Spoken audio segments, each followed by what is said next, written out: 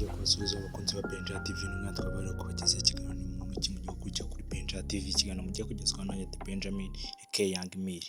Umunsi muri kumva twabazaniye n'umunsi twabazaniye bita Ishimwe Vanessa cyangwa umwite Ish Ivy.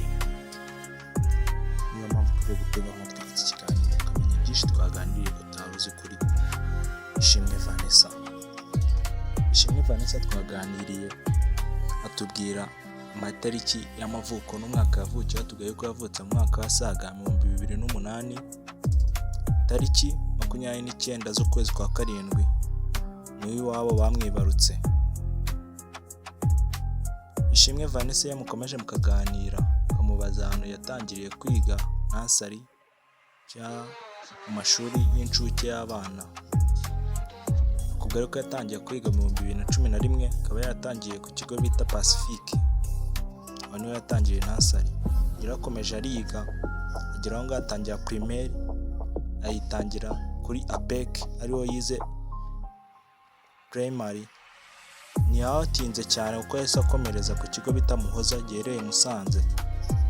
Ishimwe Vanessa twaganiriye tubwiye ko yize ku bigo byinshi muri primary, ariko ibyo ntibyamuciye intege kuko yarakomeje arakora cyane aratsinda, amwohereza Kabusunzu aho niho yize segonderi tronc commun yiwe. Arayiga aratsinda, amwohereza kwiga ibijyanye na RTB TVET. Ubu akaba ari kwiga BDC Building Construction. Ubu akaba ageze mu mwaka senior 6 cyangwa level 5 mu mwaka wa nyuma w'amashuri yisumbuye. Ishimwe Vanessa twakomeje turaganira atubwira ngo atiyo yambaye neza n'igihe aba yambaye ikanzu ndende imwegereye kandi ifite na pasowa nini. Ishimwe Vanessa twakomeje turaganira atubwira indyo akunda cyangwa ibiryo akunda kurya.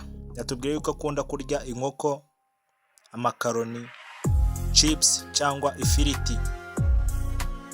Ishimwe Vanessa twakomeje turaganira atubwira yuko ikintu cyamushimishije mu buzima bwiwe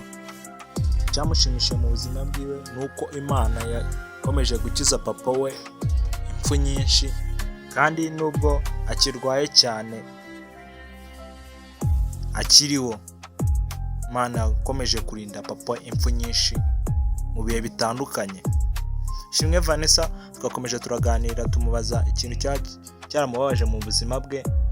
Atubwira yuko ari situation yigeze kugeramo akumva arihebye, akigunga muri we, akumva nta kintu kimushimishije kuri iyi si ya rurema. Icyo gihe papa we yari guhura n'ibyo bibazo, arwaye cyane bimukomereye, ari kurokoka impfu nyinshi zitandukanye. Ishimwe Vanessa twakomeje turaganira tumubaza umukino yaba akunda. Atubwira yuko akunda gukina umukino wa football. Ishimwe Vanessa yamukomeje mukaganira kamubaza umuhanzi akunda n'indirimbo ze zimukora ku mutima, zikumva zimwinspira mu buzima bwe bwa buri munsi. Akubwira yuko akunda Celine Dion, umuhanzi ariwe muhanzi yemera, akemera n'uwo bita Billie Eilish, niwe muhanzi wundi yemera nyuma ya Celine Dion. Ishimwe Vanessa yamukomeje mukaganira ukamubaza role model we cyangwa umuntu umwinspira mu buzima bwa buri munsi yumva umuha icyizere cyo kubaho kandi umufasha mu byo akora bya buri munsi, akunda kureberaho, yumva atewe ishema no kuba nawe yamera nkawe. Akubwira yuko role model we ari Keti Bashabe. Keti Bashabe niwe muntu w'icyitegererezo kuri Ishimwe Vanessa, umubera role model mwese mu buzima bwa buri munsi, yumva atewe ishema nawe kuba yazahura nawe kuko agira byinshi amwigiraho. Nushake umwite Ishimwe Vanessa cyangwa Ish Ivy. Niyo twaganiriye mu kiganiro ni muntu cyacu cy'uyu munsi. Niko kora subscribe kuri Benja TV mujye muba bambere babasha kubonera amakuru ku gihe y'imyidagaduro, cyangwa se ikiganiro ni muntu kinacyo kiba muri parite y'imyidagaduro. Twabazaniye no munsi Ishimwe Vanessa cyangwa Ish Ivy.